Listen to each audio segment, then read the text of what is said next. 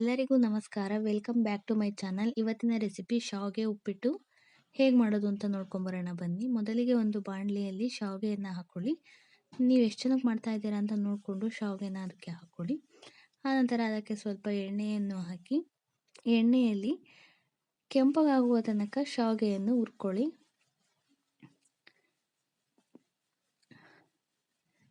Medium ಫ್ಲೇಮ್ನಲ್ಲೇ ಶಾವಿಗೆಯನ್ನು ನೀವು ಕೆಂಪಗಾಗುವ ತನಕ fry ಮಾಡ್ಕೋಬೇಕು. ಕೆಂಪಗಾದ ನಂತರ ಒಂದು ತಟ್ಟೆಯಲ್ಲಿ ಅದನ್ನು ತೆಗೆದಿಟ್ಬಿಡಿ. ಆನಂತರ ಒಂದು ಬಾಣಲಿಯಲ್ಲಿ ಸ್ವಲ್ಪ ಎಣ್ಣೆಯನ್ನು ಹಾಕ್ಕೊಂಡು ಎಣ್ಣೆಯನ್ನು ಬಿಸಿಯಾಗಲು ಬಿಡಿ. ಎಣ್ಣೆಯು ಬಿಸಿಯಾದ ನಂತರ ಅದಕ್ಕೆ ಸ್ವಲ್ಪ ಸಾಸಿವೆ, ಕಡಲೆ ಬೀಜ, ಕಡಲೆಬೇಳೆ,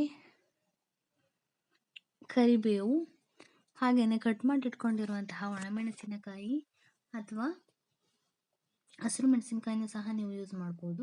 ಕಟ್ ಮಾಡಿ ಇಟ್ಕೊಂಡಿರುವಂತಹ ಈರುಳ್ಳಿಯನ್ನು ಸಹ ಅದಕ್ಕೆ ಹಾಕಿ ಮೀಡಿಯಂ ಫ್ಲೇಮ್ನಲ್ಲೇ ಗೋಲ್ಡನ್ ಕಲರ್ ಬರುವ ರೀತಿ ಫ್ರೈ ಮಾಡ್ಕೊಳ್ಳಿ. ಗೋಲ್ಡನ್ ಕಲರ್ ಬಂದ ನಂತರ ಅದಕ್ಕೆ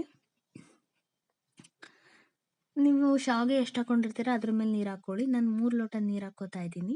ಆನಂತರ ಕಟ್ ಮಾಡಿ ಇಟ್ಕೊಂಡಿರುವಂತಹ ಒಂದು ಟೊಮೊಟೊ, ಕಟ್ ಮಾಡಿ ಇಟ್ಕೊಂಡಿರುವಂತಹ ಕೊತ್ತಂಬರಿ ಸೊಪ್ಪು, ಹಾಗೆಯೇ ತುರಿದು ರೆಡಿ ಮಾಡಿ ಇಟ್ಕೊಂಡಿರುವಂತಹ ಕಾಯಿ ತುರಿಯನ್ನು ಸಹ ಅದಕ್ಕೆ ಸೇರಿಸಿ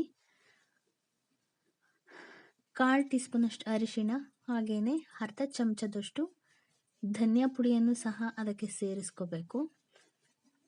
ಆನಂತರ ಎಲ್ಲವನ್ನು ಸಹ ಮೀಡಿಯಂ ಫ್ಲೇಮ್ನಲ್ಲಿ ಚೆನ್ನಾಗಿ ಮಿಕ್ಸ್ ಮಾಡ್ಕೊಳ್ಳಿ. ಚೆನ್ನಾಗಿ ಮಿಕ್ಸ್ ಆದ ನಂತರ ರುಚಿಗೆ ತಕ್ಕಷ್ಟು ಉಪ್ಪನ್ನು ಸಹ ಅದಕ್ಕೆ ಸೇರಿಸಿ ಇದೆಲ್ಲವನ್ನು ಸಹ ನೀವು ಮೀಡಿಯಂ ಫ್ಲೇಮ್ನಲ್ಲಿ ಮಿಕ್ಸ್ ಮಾಡ್ಕೋಬೇಕು.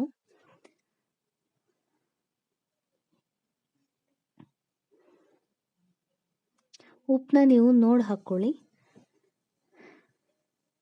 ಆನಂತರ ಎಣ್ಣೆಯಲ್ಲಿ ಹುರಿದು ರೆಡಿ ಮಾಡಿಟ್ಕೊಂಡಿರುವಂತಹ ಶಾವಿಗೆಯನ್ನು ಸಹ ಅದಕ್ಕೆ ಹಾಕಿ ನೀರಿನಲ್ಲಿ ಚೆನ್ನಾಗಿ ಶಾವಿಗೆಯು ಕುದಿಯಲು ಬಿಡಿ.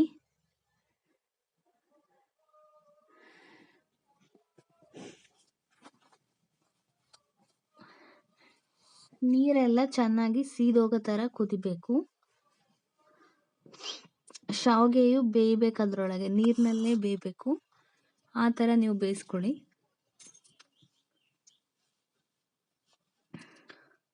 ಫ್ರೈ ಮಾಡಿದ ನಂತರ ಈ ರೀತಿ ಆಗುತ್ತದೆ ನೋಡಿ. ತುಂಬಾ ರುಚಿಯಾದಂತಹ ಹಾಗೂ ತುಂಬಾ ಟೇಸ್ಟಿಯಾದಂತಹ ಸಿಂಪಲ್ಲಾಗಿ ಮಾಡುವಂತಹ ರೆಸಿಪಿ. ನೀವು ಒಮ್ಮೆ ಟ್ರೈ ಮಾಡಿ. ನಿಮಗಿಷ್ಟ ಆದರೆ ಸಬ್ಸ್ಕ್ರೈಬ್ ಮಾಡಿಕೊಡಿ. ಹಾಗೆಯೇ ಥ್ಯಾಂಕ್ ಯು ಫಾರ್ ವಾಚಿಂಗ್.